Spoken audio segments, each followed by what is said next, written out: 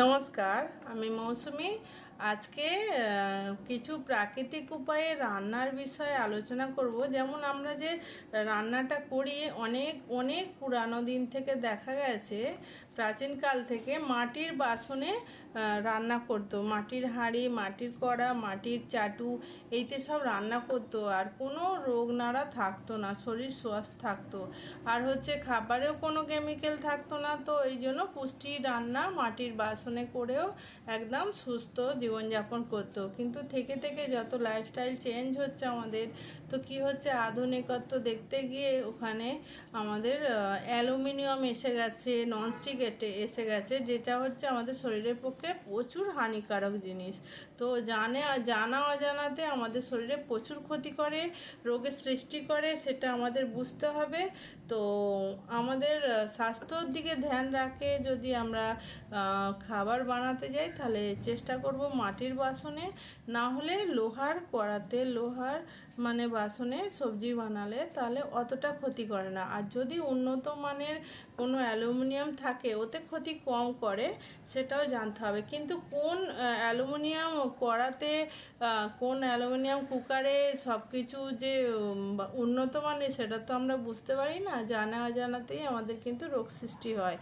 আর কুকারেও প্রথমত কুকার স্বাস্থ্যের পক্ষে ভালো নয়, কিন্তু বিজি লাইফস্টাইলের জন্য কুকারে আমরা সবজি, কিছু কড়াই জাতীয় জিনিস সিটি মারার জন্য, সেদ্ধ করার জন্য, তো আমরা কুকারে দিয়ে থাকি। তাড়াতাড়ি ডাল সব আমরা সিদ্ধ করার জন্য কুকার ব্যবহার করি। কিন্তু কুকার আমাদের স্বাস্থ্যের পক্ষে খুব একটা ভালো জিনিস না।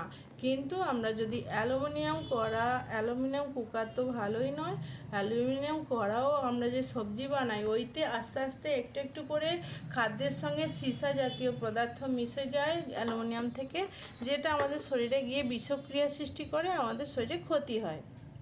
তো আমরা চেষ্টা করব অ্যালুমিনিয়াম জিনিস থেকে দূরে থাকতে।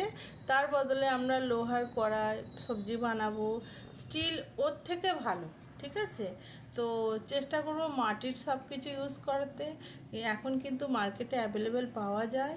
আর হচ্ছে তারপরে লোহা, তারপরে আমরা স্টিল দেখতে পারি উন্নত মানের। তো আমাদের এইটাই জানকারি ছিল যে অ্যালুমিনিয়াম জিনিসটা ভালো নয়, আর ননস্টিকটা তো একদম ভালো না, বিষক্রিয়া সৃষ্টি করে। যখন আমরা মানে তাপে নিয়ে যাই, মানে চুলা চালু হয়ে গেছে, গরম স্টিম হচ্ছে, তো গরম হচ্ছে বাসনটা, তখনই একটা কেমিক্যাল রিলিজ হয়। সেই কেমিক্যালটা আমাদের শরীরে গিয়ে বিষক্রিয়া সৃষ্টি করে। তো আমরা ধ্যান রাখবো যে কুকারের থেকে একটু দূরে থাকার। আর বাসনের দিক থেকে মাটির বাসন, না হলে লোহার বাসন, না হলে স্টিল, এইগুলো আমরা ধ্যান রাখবো। অ্যালুমিনিয়াম আমরা চেষ্টা করব ইউজ না করার। ওই জন্য কিন্তু আমাদের ক্যান্সারের মতো বিমারি শরীরে আমাদের আসতে থাকে। অনেক কারণে আমাদের শরীরে সব কিছু গড়বড়ি সৃষ্টি হয়, বিমারির সৃষ্টি হয়, রোগের সৃষ্টি হয়, সেগুলো আমাদের জানতে হবে।